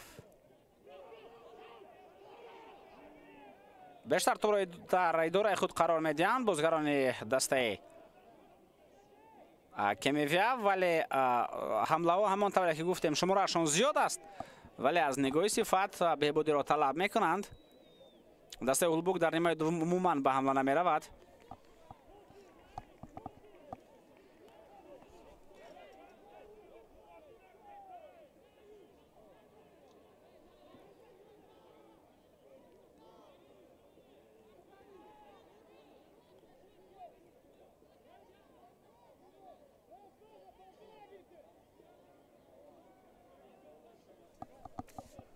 اگر با بازی قبلی متوجه بگردیم، الکی اشاره کردیم که در هر دو بازی خود در دو دوره اول هم کلوب مرکزی ورزش ارتش و هم هولبوک پیروزی را به دست آوردند و اگر ما با بازی این دسته توجه کنیم، در دوره اول کلوب مرکزی ورزش ارتش با دسته حوسیلوت بازی داشت. در همین میدان بازی برگزار شد. همه بازی در اینجا برگزار می شوند و بازی اولین مفصیم بود. پرتاب به داخل جریمه گاه رسانیده شد و حسن‌الدین محمد علی اولین شده به تاب رسید. معزو این وضعیت را برطرف کرد. بازی اولین مفصیم بود و اولین گل را هم فوتبالبازان دسته کیمیوی به ثمر رساندند. با حساب 2-1 توانست دسته شهر دوشنبه حاصلات نهایی فرخور را شکست بدهد. رقیب دسته هولبوک باشد در دور یکم دسته پنشیر جلال‌الدین بلخی بود.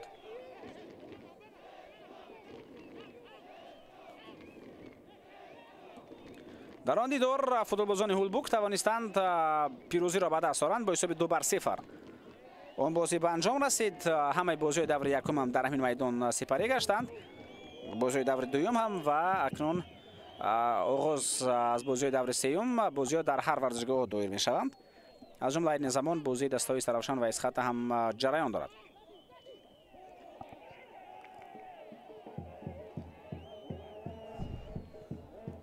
پرتاب نوبت این هجوم دسته هولبوک است. پس به کنار ارسال بختیار چوریف با خط هجوم. تو باقی برمیگردد. پرتاب به داخل جریمه گاه کوشش خوب و اینجا دروازه‌بان باید اولین شده به تاب رسد. بله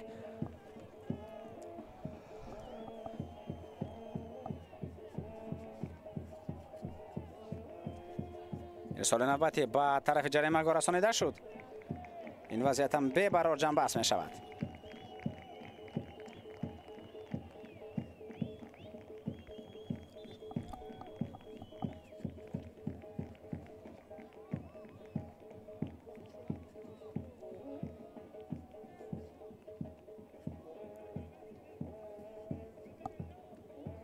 تغییرات در هیئت دسته هولبوک خواهد بود. از میدان در هیئت دسته البته کیمیوی عذر در دسته کلوب مرکزی ورزش ارتش تغییرات است. از میدان جانبک شریف گرفته شد و به جای بختیار عظیموف به میدان می آید. تحت رقم 3 بعد از آن که جانبک شریف از میدان گرفته شد، شمس‌الدین قاسموف سرمربی دسته با او باز چند نکته دیگری را فهمون شاید وابسته به موقع گیری.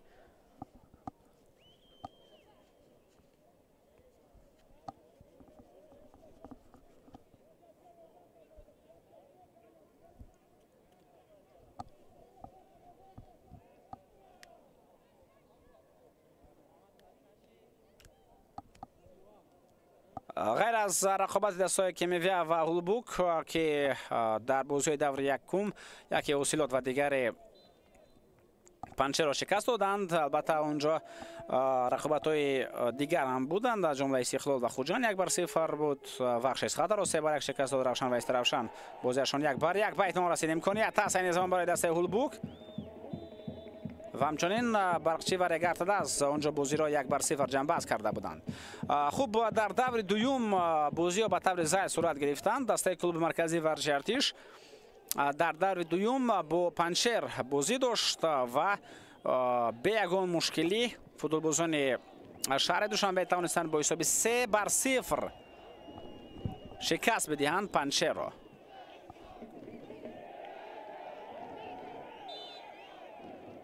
دسته هولبوک باشد در همین میدان، یعنی در ورزشگاه مرکزی جمهوریوی بازی داشت با دسته استرافشان و با حساب 1-0 دسته مذکور توانست پیروزی را به دست آورد. حمله نوبتی هولبوک پرتاب به خط حمله این وضعیت برطرف کرده شد.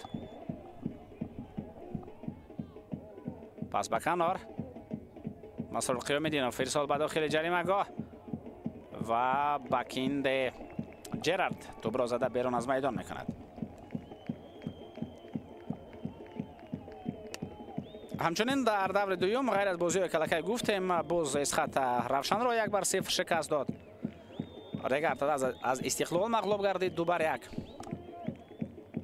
خوجند از وخش شکست خورد 1-2 و اوسیلات برقچی 0-3 برقچی پیروزی را به دست آورد در آن دیدار.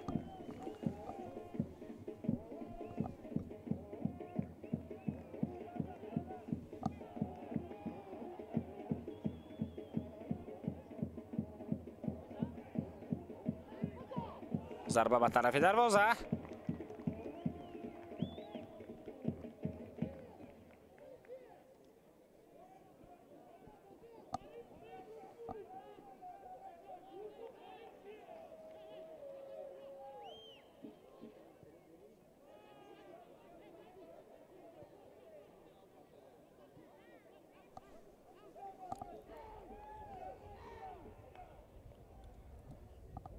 بکینده بیلانگ ضربه به خط هجوم.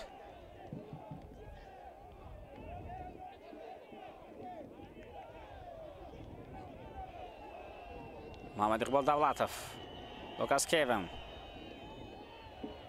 برطرف می شود این وضعیت.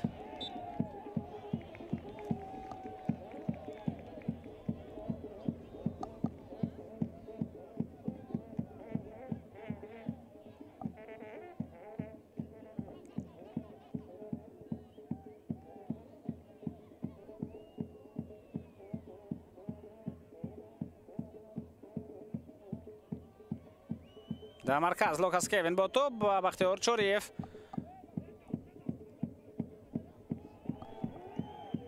ارسال به کنار چپ میدان.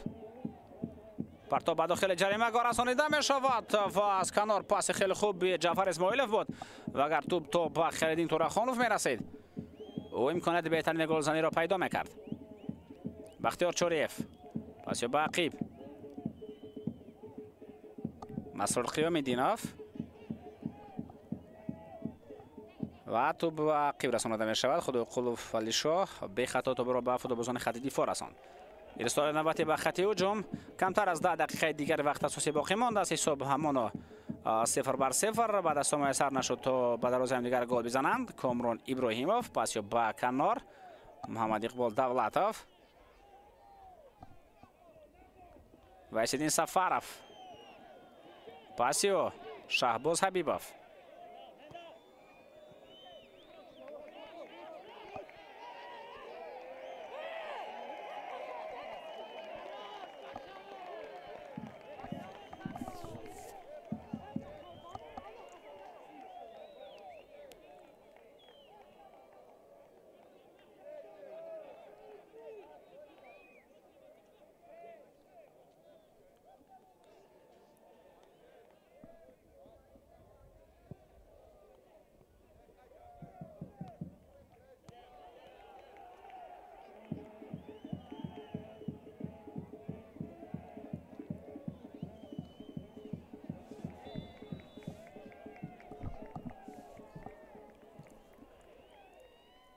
کارت زرد نوبتی نشان داده می شود به جمشید مرادوف. این بعد دوبار کارت زرد نشان می دهد.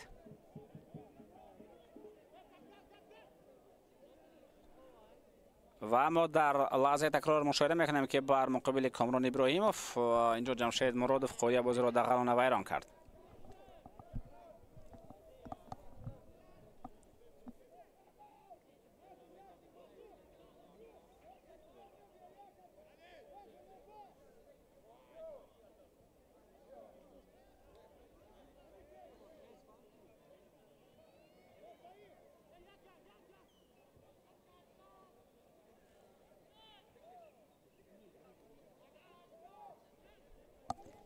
غیر از این رقابت باز البته بازی دیگر هم در دور مذکور برگزار شویشان در نظر است. از جمله رقابت دسته‌های برقچی و پنجشیر، بازی دسته‌های سروشن و اسخط کلکه جریان دارد. این رقابت این بازی که برگزار شویشان امروز در نظر است.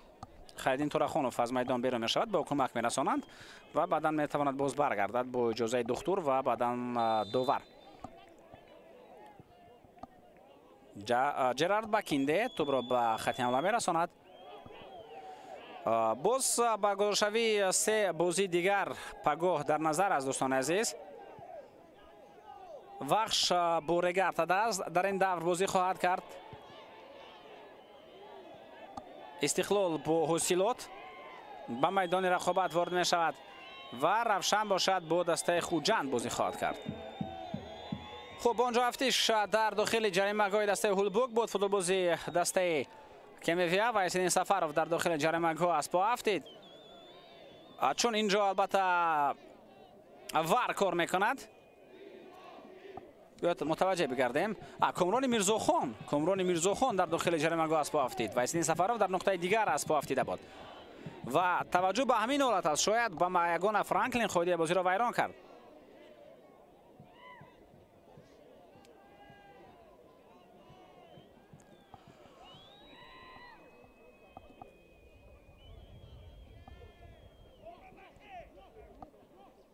دوبار عبدالله دولتوف به نزد کامران میرزاخان میآید تا سلامتیش خبردار شود.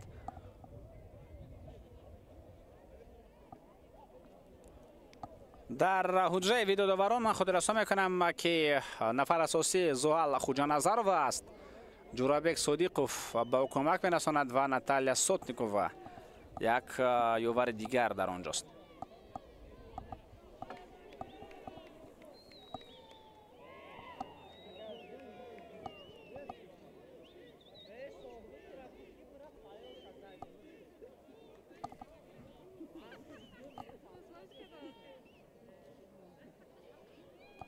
اگر ازش با پای کامرانی میرزاخان باشد در همان حالت هنگامی که فرانکلین به یگانه کوشش کرد داور میتواند به نزد مانیتوری ور هم برود تا این حالت را از نزدیک خود متوجه بگردد و بعدا به خلاصه عمیق و دقیق بیاید.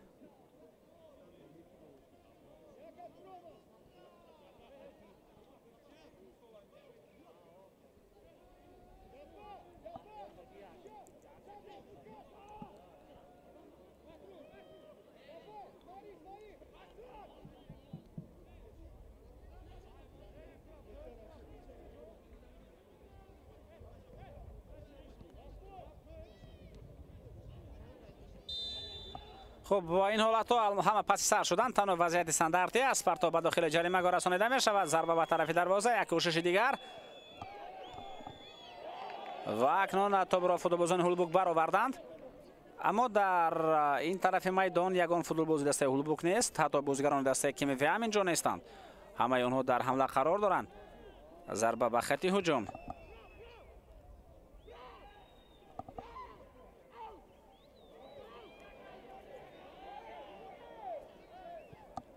پس نوبتی لوکاس کوین ضربه بسیار ضربه خوب زد. یک ضربه دیگر اجرا میگردد. وضعیت خوبی گلزنی پیدا شد ولی هر دو ضربه برطرف شدند. ضربه شیراز شریفوف هم البته خیلی ضربه قوی بود ولی دقیق نبود. میتوانیم بار دیگر متوجه بگردیم چگونه لوکاس کوین ضربه میزند که در نتیجه صدگذار این ضربه برطرف شد و بعدا شیراز شریفوف از فاصله دور یک ضربه را اجرا کرد که از پهلو دروازه از میدان بیرون گردید. پرتاب به کنار محمد اقبال دولتوف در کنار راست با توپ وارد جریمه گاه میگردد محمد اقبال ولی ضربه زدن نتوانست. به هر صورت توپ در نظارت بازیکنان کمیویا است. یک کوشش دیگر این حالت هم برطرف کرده شد. شهباز حبیبوف تلاش کرد. افساید بود آنجا.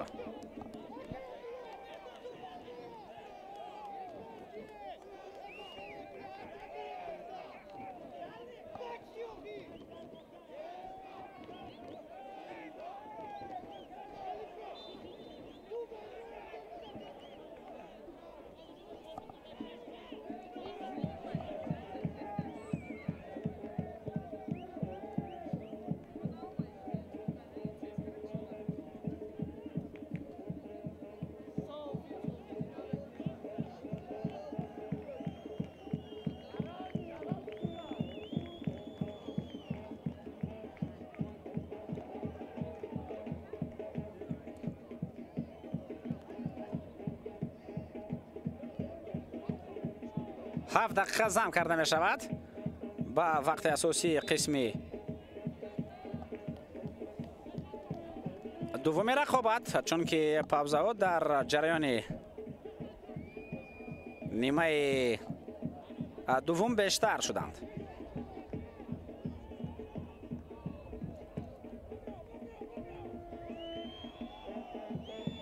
ضربه به طرف دروازه.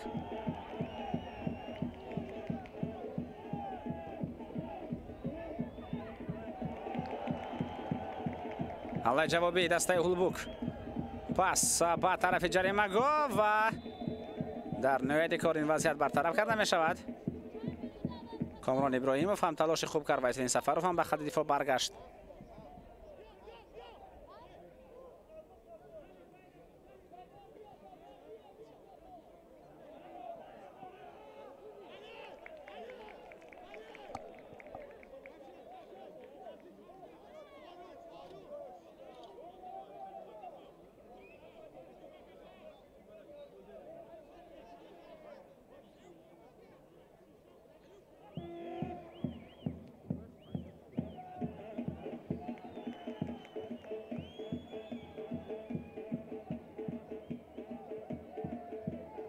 ضربه به طرف دروازه و این وضعیت را حسن‌الدین محمد علی برطرف میکند. در آخر قسم دوم، یعنی در دقیقه زمگر دیدم، ما میتوانیم شاهد واقعیت بگردیم که تقدیر این بازی را حل بنماید.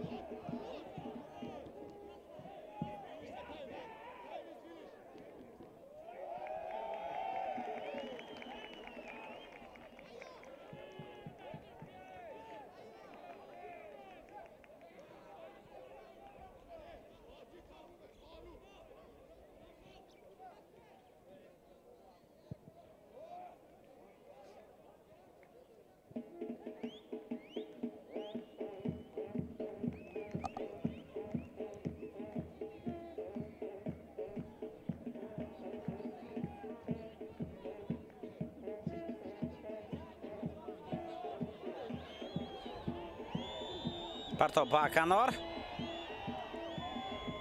در کنار جریمه گل بعد تو بود و بعداً فوتبالبازان هولبوک توانستند این وضعیت را برطرف سازند.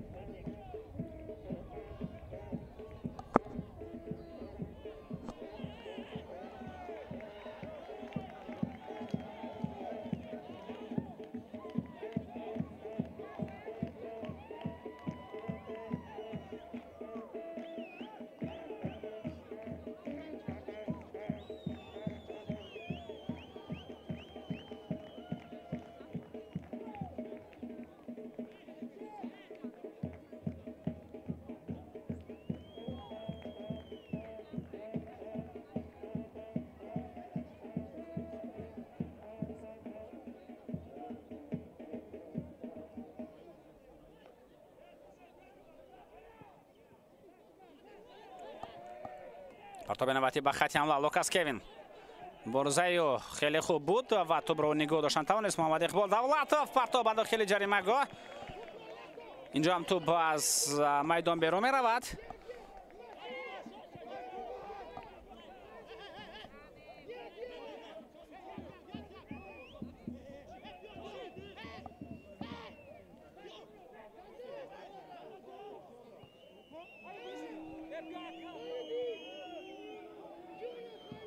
ضربه کنجی است و بختیار عظیموف این وضعیت استانداردی رو اجرا خواهد کرد. ارسال با داخل جریمه گاه رسانیده شد. ضربه و این کامران میرزاخان بود که ضربه زد، ولی ضربه اجرا کرده کاپیتان دسته کمی و از پهلو دروازه از میدان بیرون گردید.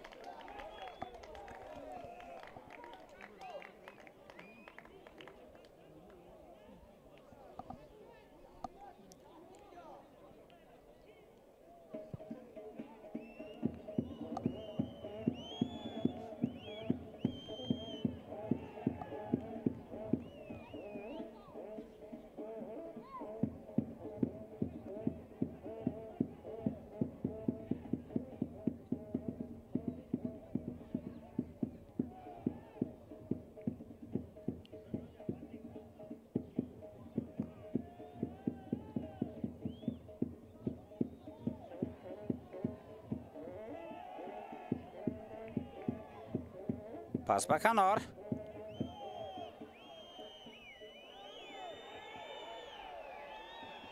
ارسال با داخل جریمه گاه رسانیده می شود. کوشش بسیار هم خوب و اگر محمد اقبال دولت به تو می رسید و امکانیت خیلی خوب ضربه زنی داشت.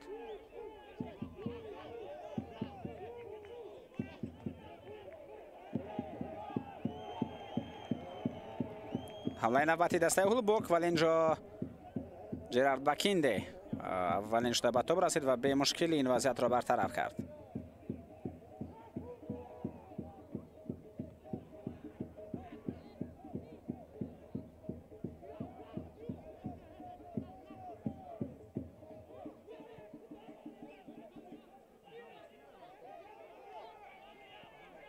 لوکاس کوین در داخل جریمه گاه مبارزه را ادامه می‌دهد. پرتاب به داخل جریمه گاه. امکانیت برای ضربه زنی باید پیدا شود ولی چنین امکانیت پیدا نشد.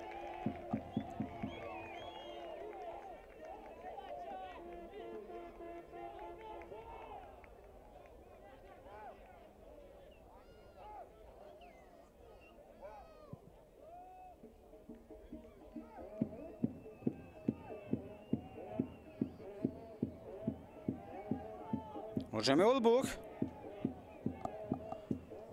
پرتاب نوبتی به خطی حمله رسانیده می شود و اشاره می شود که به خود دوانکن این وضعیت برطرف شده است و همین طریق دوبار صداشکش را بالا میگرداند. دوستان ارجمند بازی دستای هولبوک و کلوب مرکزی ورزشی ارتش به گل یعنی مساوی جنببست می شود. در دور نوبتی هولبوک با اسقاط بازی خواهد کرد و کلوب مرکزی ورزشی ارتش باشد بازی خود را در دور چهارم با دستای برقچی دایر میکند.